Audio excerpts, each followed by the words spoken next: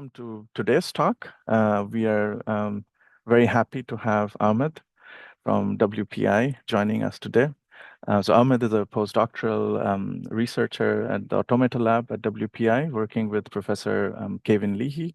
He earned his PhD in systems engineering from Boston University, where he was co-advised by Professor Calin Belta and Professor Roberto Tron.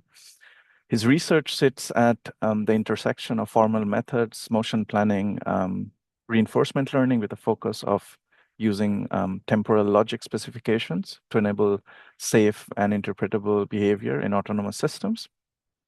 His work spans the full pipeline from specification and verification to control systems, synthesis and learning with contributions to quantitative semantics, runtime monitoring, sampling-based planning, and reward shaping for learning under complex spatiotemporal constraints. Ahmed, take it away. All right. Thank you, Ridhi, and the organizers, and I appreciate your invitation. And I'll be very glad to share what I have been working on during my time at Boston University and touch upon the direction that I'm exploring at WPI, and also to learn from you guys about what your thoughts and what you have been working on. I'm also interested to learn more about that. Okay. So yeah, today I will be talking about quantitative temporal logic for safe and robust planning, learning, and control. And okay, so yeah, cyber physical systems, would that be autonomous vehicle or a robot navigating safely in the environment, or a robotic arm that needs to follow some kind of specifications that are defined over temporal and spatial constraints, or for robot or like for computers to um, do sequence of actions in an intelligent way, like for the game of Go, for example, or deriving control policies for landing, like here, a lunar lander that needs to land safely in a certain region. So these type of applications require monitoring the behavior. If you have defined a certain uh, specification for your system to follow, you need to monitor that. So there's one aspect that I'm tackling is monitoring how your cyber physical system is following a predefined specification. Um, and another way or another aspect of autonomy type of problems is, let's say that you define a high level specification and you need to use these, you need to develop planning and control algorithm that would generate motion plans or control policies to follow these high level specifications. And also you need to perform that planning and control in a safe manner. So I will be talking about three main thrusts that I have been working on. The first thrust is developing a quantitative semantics for an interpretable temporal logic that allows you to quantify the satisfaction of a task, not only saying if the task is satisfied or not, but rather give a degree of that satisfaction. And also at runtime, I developed specification monitor that gives you a bound on that robustness metric that allows you to infer how far are you in satisfying the task. And in the second thrust, I talk about a motion planning algorithm that we developed to um, satisfy high-level tasks that we use the quantitative semantics that we developed in the first thrust as an objective for the planning algorithm. So optimizing for that objective will imply satisfying the task. And in the third thrust, I'm going to talk about how can we use the quantifiable objective or the quantifiable semantics that we've developed for reward shaping in order to accelerate reinforcement learning algorithms to learn policies to satisfy uh, such tasks that are temporally and spatially constrained. And that's like the outline of the what exactly I'm going to be talking about. So I'm going to, in the first thrust, I'm going to talk about the way that we design those properties or the task specifications, and talk about a little bit about related work and the semantics that we developed. For the second thrust in the motion planning side, I'm going to talk about um, comparing the traditional motion planning problem definition, which is to move from point A to point B, versus planning under specification that contains richer specification than going from point A to point B. I'm going to talk briefly about how we go about designing that algorithm and showing some results on planning for a mobile robot and a robotic manipulator.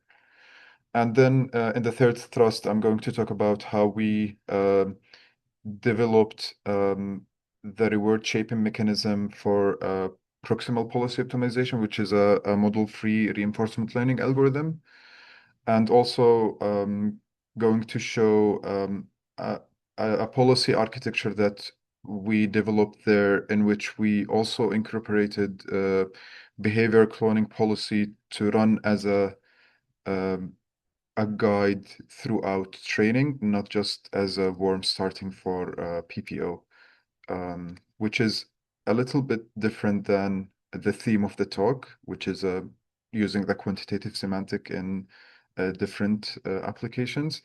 Um, but it's going to be clear how we make that distinction between the two parts in the reinforcement learning thrust. Okay, so starting with the first thrust, um, which is to develop the temporal logic quantitative semantic. So think of this application where an autonomous vehicle needs to navigate in this environment, and it needs to avoid, let me just annotate here or use the laser. So it needs to avoid, or it needs to pick up some passenger here and then avoid this working area and then reaching this green area. So we need to avoid also the red area here in the road, while also following the rules of the road. So um, the punchline of the type of logic that I design here is um, we take the high-level specification here with the temporal constraints. So you could also have some kind of temporal constraint here that you could say within a certain time duration, I need to pass by the working area here. So not only I want to define if the vehicle have followed a certain motion plan or a decision-making sequence, if it satisfied that requirement or not, but rather I want to quantitatively measure that. So, for example, in this, um, let's think of two trajectories here. So let's think of this trajectory here of the vehicle, and let's think of this trajectory. So both trajectories in the definition of the task satisfy, but the green one uh, is more robust than the red one if we consider the robustness being away from this working area. So my work is in developing that quantitative semantic for time window temporal logic, which is a kind of logic, just all my drawings, which is a kind of logic that um, translate uh, structured English task specification into an easier way of encoding this type of specification in an easier way compared to other types of temporal logics. So it has the explicit concatenation operator, um, so which is reading this specification, I could say, hey, between this time window, between 0 and 8, we have to be in region A, then between another time window, we have to be in region B, then within another time window, we have to be in region C, and for all time, we need to avoid this region, the obstacle region here. So the nice thing about TWTL compared to other types of logics is that it has the explicit concatenation operator. Um, if I want to define this specification using signal temporal logic, for example, it will have a lot of nesting um, between the temporal operators. So just to translate what's going on here in this formula, the H4, it means I need to hold for 4 time units in region A within the time window that is between 0 and 8. And this reads as the concatenation operator, which reads right after that, satisfy this subtask, which is to hold for 4 time units in region B within this time window. And right after that, hold for 3 time seconds within this time window. And this is a Boolean operator for all time, which is the time of operation here. We need also to assign. We need to avoid the obstacle region here, O. Um, so we were inspired by the definition of the quantitative semantics of STL, which is another type of logic. That was originally defined to define specification over signals. So here the signal reads the specification reads as within time 1 and time 2, the signal has to be less than this threshold. So the signal here satisfy. And always it means for all the time steps within T1 and T2, the signal has to be less than that threshold.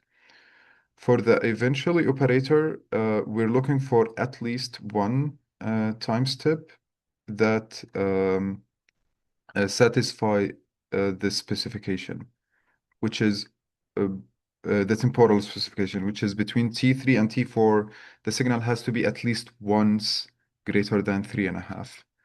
So the analog here for defining that quantification is to use the minimum and the maximum function of the the the the minimum over the signal reading within that time window.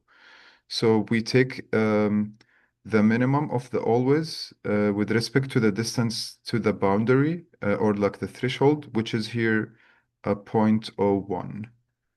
And for the eventually, we're searching for at least one part of the one observation of the signal that actually is above the threshold here, or um,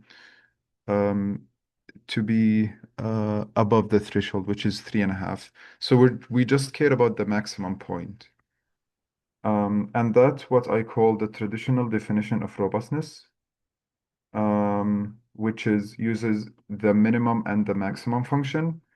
There is another way also to define that, which is using the arithmetic and geometric mean, which not only just rely on the minimum and the maximum value, but also relies on measuring if you already have some good satisfying observations of the signal. So for example, the orange and red signal for the signal reads that always we have to be above the zero threshold. So the orange and the yellow, they have the same robustness value in the traditional definition or the traditional sense. Whereas if we use the arithmetic and geometric mean, the yellow is better than the orange because it has points that are farther away from the satisfaction boundary. So the way that we do this mapping is that by mapping the minimum function to the arithmetic mean and the maximum function to the geometric mean. This is a hand wavy mapping, but there are other conditions that we need to satisfy, but I don't want to go into them, but because the mathematical definition is quite involved. But it's essentially kind of you could think of it similar to the way that we define dense reward as opposed to a crude reward um, when we're working in a reinforcement learning setting. Um, the other aspect that we're tackling is that when we have a partial signal, meaning that we have just seen, we haven't seen what's shaded in yellow here, and we want to measure how good are we with respect to satisfying the specification. So we develop an upper bound and lower bound that would give us a bound on the robustness value. So we assume that we have the worst um,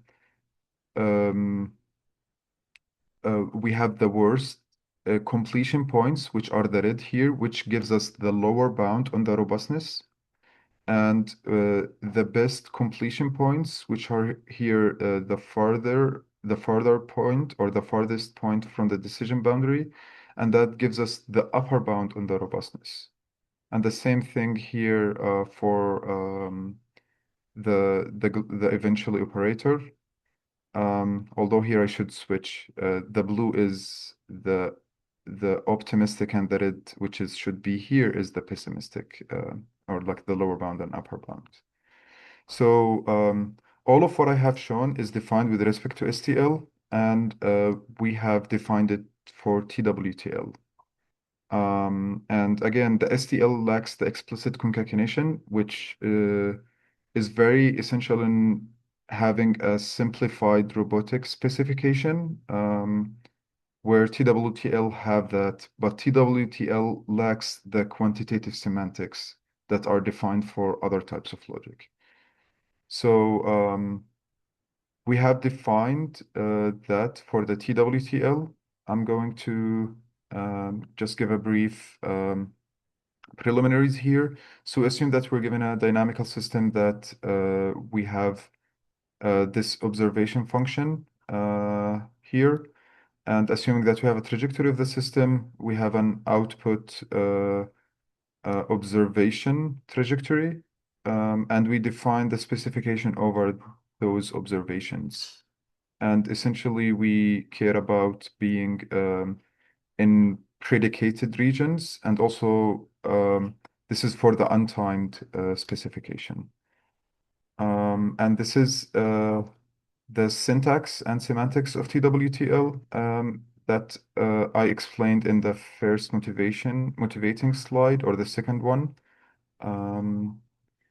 And yeah, here to connect back to the example that I drew in the first motivation slide.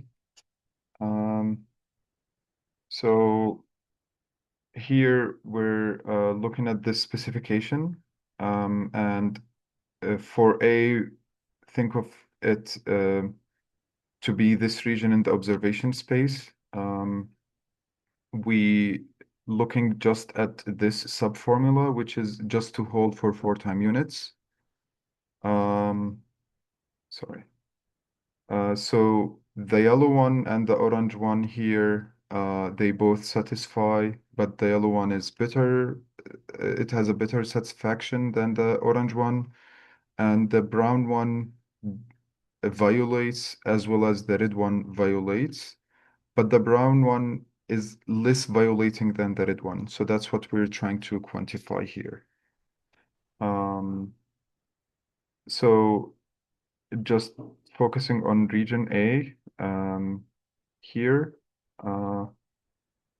and looking at different, for a simple predicated region is just to be above this threshold. The blue one and the orange one, they both satisfy, and the red one dissatisfy, but the blue one and the blue one and the green one, sorry, they both have the same robustness value. And we also defined the AGM, or the arithmetic and geometric mean analog of that.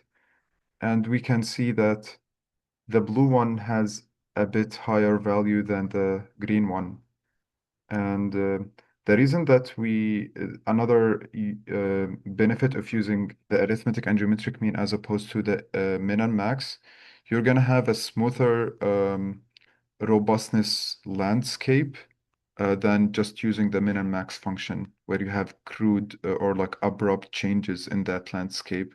So if you're thinking of using gradient-based methods for the synthesis problem, having the AGM robustness gives you smoother optimization landscape, if you will. Again, we also developed the monitor for the two robustness measures that we developed, the traditional one and the AGM one.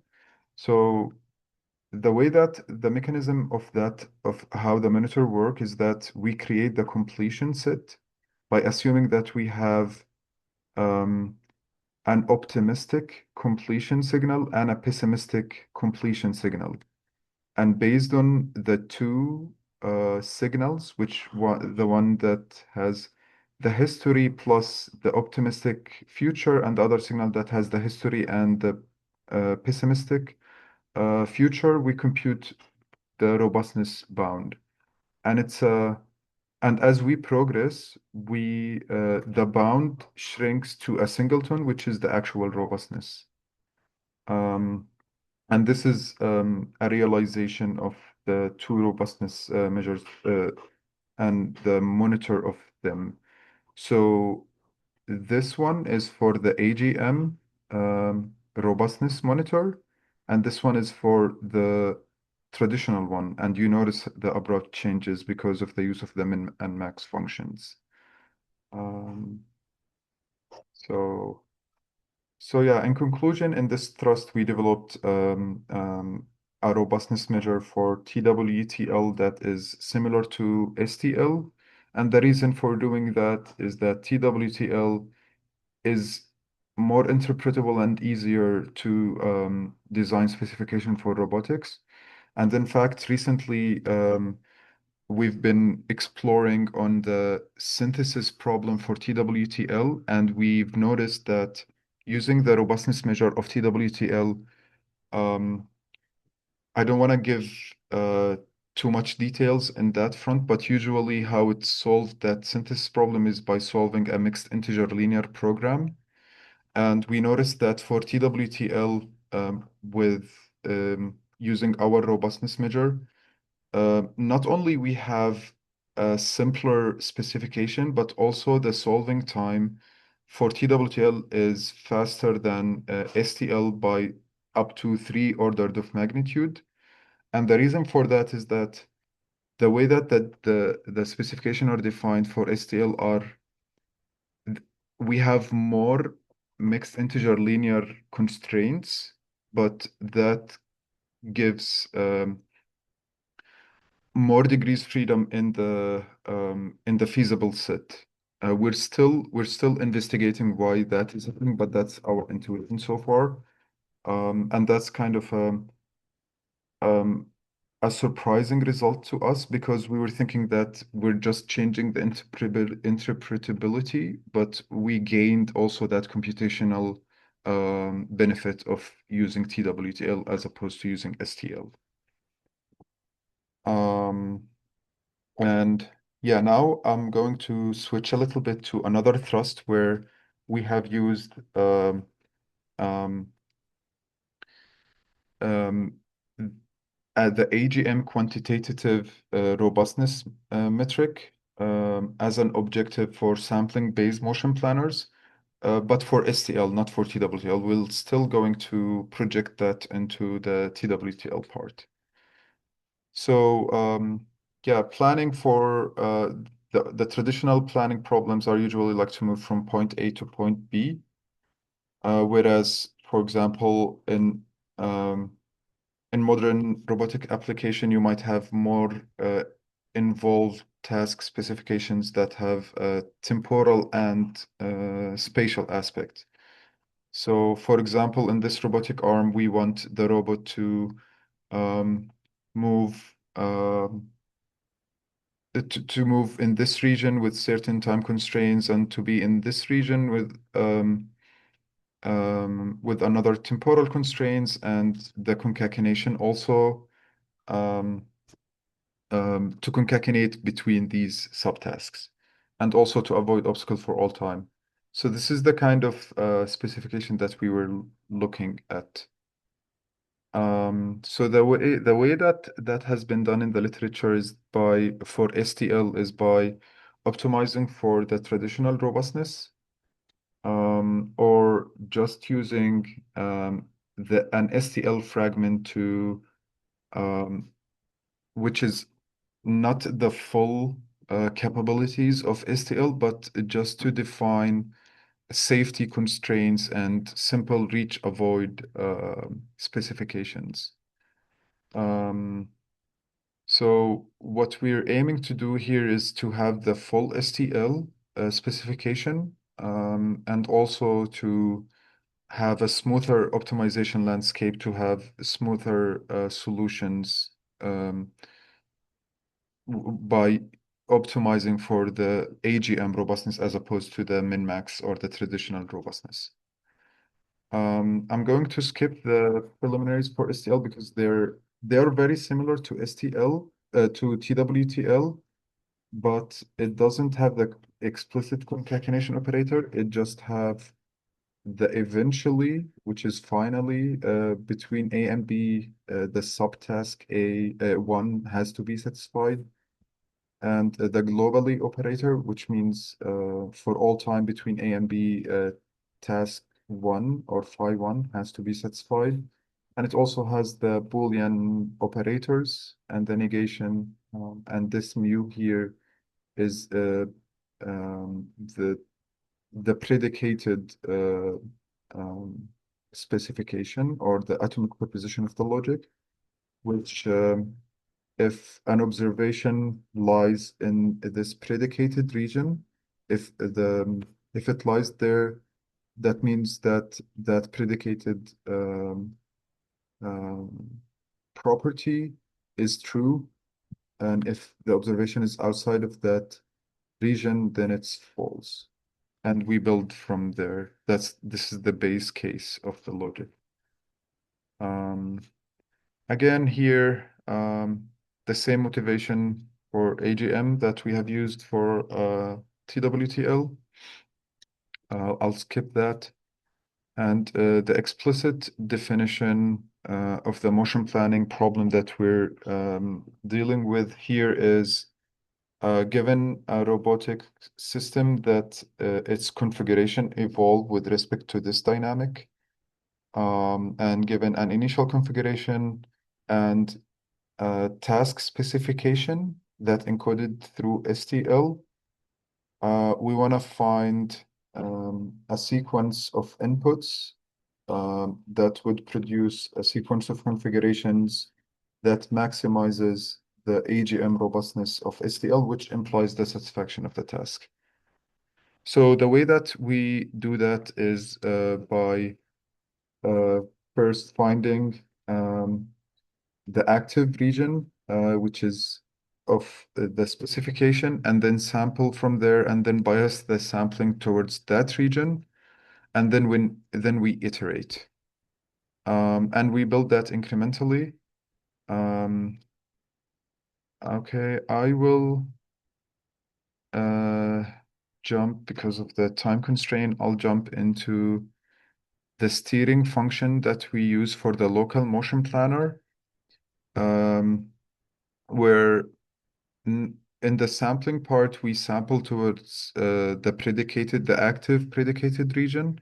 And the way that we check the active predicated region by also sampling time, because we're also considering the time as another dimension in the problem, because our specification are defined in um, in the configuration space as well as the configuration or the workspace and the time space as well.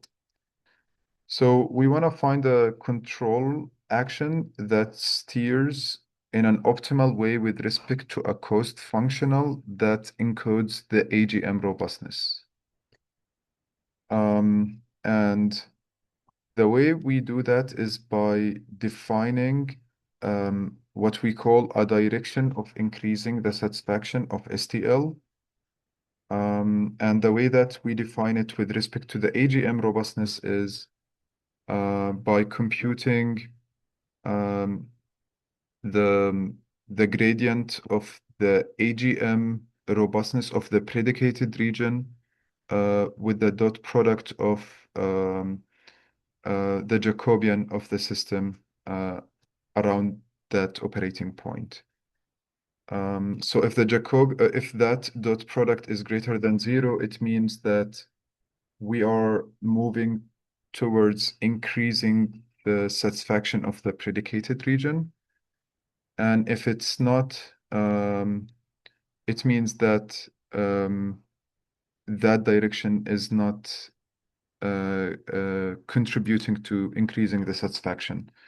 So considering a simple point robot with a constant control field, which is here in the middle, this is the constant control field. And this is the gradient of the predicated region. Here we're looking at this condition.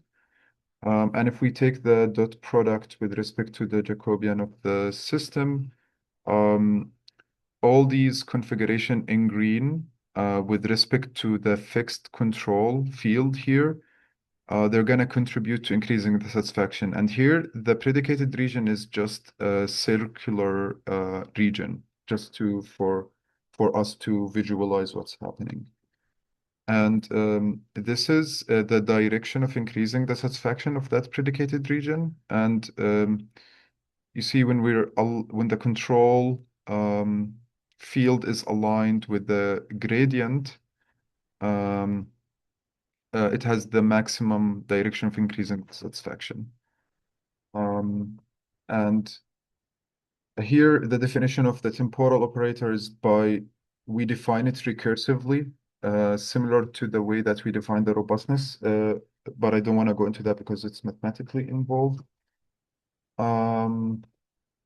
I'll skip this. And for rewiring the tree,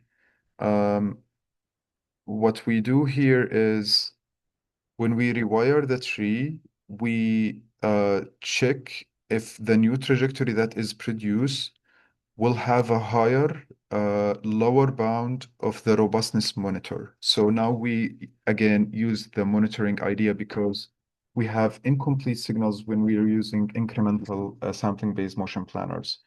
So we want to find a rewiring we want to rewire a node such that it contributes also to increasing the lower bound of the robustness monitor, which implies um, increasing the actual robustness because if you remember the result that I have showed that as we progress in time and get more observation of the system, we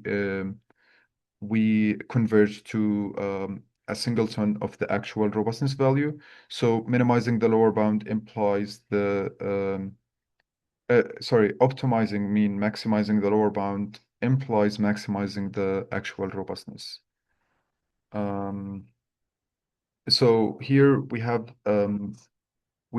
projected the result of asymptotic optimality of traditional motion planning problems into asymptotic optimality with respect to the AGM robustness of STL, which in the proof we use some arguments of the proof of the robustness monitor that it converges to a singleton. And we have tested this for a unicycle robot. So a robot has to, between time 0 and 15, it has to be in region 1. And between time 15 and 40, it has to be in region 2. And for all time, we need to avoid this region here. And this is the evolution of the lower bound of the robustness interval for the traditional robustness here in blue, and these two variants of the AGM robustness, which I didn't go into the details of the difference between FPL and choose blend, but I'll be happy to talk about what we have done here offline, given the time constraint. And also we realized in this task that using the AGM robustness, we were able to converge to a singleton, where here the difference, this figure is the bounds, the gap between the bound. So we're able to converge to zero, means we reached a singleton of which is the actual robustness. Whereas for the traditional robustness, we still need to run it more to converge to a singleton. We also defined that for a 7 degrees freedom robot, where here we say between time 2 and 7, we have to be either in region A or B. And then between time 8 and 15, we have to be in region D or E. And for all time, we have to avoid the obstacle region. And that's the produced robustness, sorry, the produced path of the end effector from the planning algorithm. And this is the evolution of the robustness bounds. Okay, I'll try in 5 minutes or less to talk about the RL part. Yeah, so this is the simple definition of RL problems where an agent in an online setting, in an online RL setting, need to interact with an environment, and that could be in simulation as well. And the robot sees the consequence of its action as a reward, and it observes what happens in the environment as well. So based on the reward and observation, we need to optimize our actions to maximize the cumulative reward. That's one general definition of reinforcement learning problems. So the way that we were thinking about this problem is that the agent sees the environment, and it needs, for example, to say, hey, I want to run in a direction. But based on experience here, I want to connect to the behavioral cloning part. Based on experience that the agent have, let's say, a behavioral clone policy, let's say that we're thinking of an informative run in a direction. That's the type of action that we're looking for.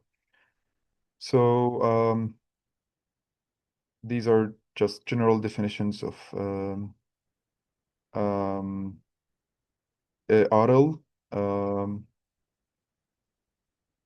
Okay, and we used proximal policy optimization, which is a gradient-based algorithm. Uh, yeah. So, sorry. So for the behavioral cloning part, people usually use behavior cloning just as a warm start for RL algorithms. So for example, in this work, they measure um, they they sample from two policies. One is behavior cloned and one is trained online, and then they choose the one with the maximum Q value. And the Q value here encodes um, the value of taking this function with respect to the with respect to the the value to go, or the optimal value to go given the current state and action. Um, um, so we were thinking of keeping the behaviorally cloned policy along the way when we train with the online policy, and also have a mixing parameter or like a mixing layer in the way that we define the architecture, and try to learn that mixing uh, with the training loop of PPO, which will yield um, which will at some parts of the state, if the online policy degrades, we still have the behavior clone policy to take over. And that should be learned through uh, um, the mixing parameter that we also learn online. And another aspect that we're looking at is by taking the way that we were defining specifications and take the quantitative or like the robustness measure that we developed and use it in reward shaping in order to um, have more informative exploration of the space of actions that we're running. So for this lunar lander, we defined this specification over hovering, aligning, then descending, then landing. Um, and again, I'll skip those results. And um, one thing we have done is that we didn't use the monitor, but rather we used a trajectory predictor that predicts the future trajectory of the agent based on experience. So we have trained an LSTM to predict the future. So we have a full signal from the beginning to end. And then we measure, given the state, we compute the robustness against the specification that we have. And we define this shaping function, which is this is a classical result from Andrew Ng, the original paper of the word shaping. So we make sure the use of the robustness measure here follows the condition of defining a shaping function. And we used it in PPO and the inverted pendulum. So for the lunar lander here, uh, we have tested using three variants of the algorithm. So the PPO with no defining of the specification. We have this cumulative reward in blue, and the orange for the lunar lander with reward shaping. And for the green one, um, for the mixing part. So I should say here is that here for the orange and blue, it was just the original PPO one with reward shaping and one without reward shaping, and the green one is with reward shaping and the mixing with behaviorally cloned policy. Um, and yeah, so to conclude, this work mostly done during my time at BU with my advisors Calin Belta and Roberto Tron, which I'm very grateful to have worked with them, and some collaborators from WPI, my advisor currently at WPI, Kevin Leahy, and some people from Lincoln Labs and Lehigh University and other collaborators from BU during my time of BU, which is Mehdi Kermanshah and Abdulrahman Abdul Gawad, which the conversations with them and also co-authoring with them and was very fruitful experience. And a lot of the work here has been shaped with their help, actually. And Basil Mabsout, who also was at BU at the time, and now he's at ICA Robotics. Yeah, I hope Yeah, that I haven't passed the 30 all good. minutes. Thank you for the wonderful talk, Ahmed. I think we are ready for questions now. So, I think you can feel free to write it in the chat or just Yeah. unmute and ask directly. Maybe I can start like all the policies that you showed before, like also for the manipulator case and others. How much is the computation time? Is it like reactive policies that you generate or using this robusting techniques that you Yeah, described? so it wasn't reactive. It was all in static workspace. We don't have like moving obstacles. And the computational time is it's actually we need to optimize the code. And one thing that we're thinking of is the way that, so the computational bottleneck is when we compute the monitoring, which is the lower and upper bound of robustness. Mm-hmm. So we're thinking of minimizing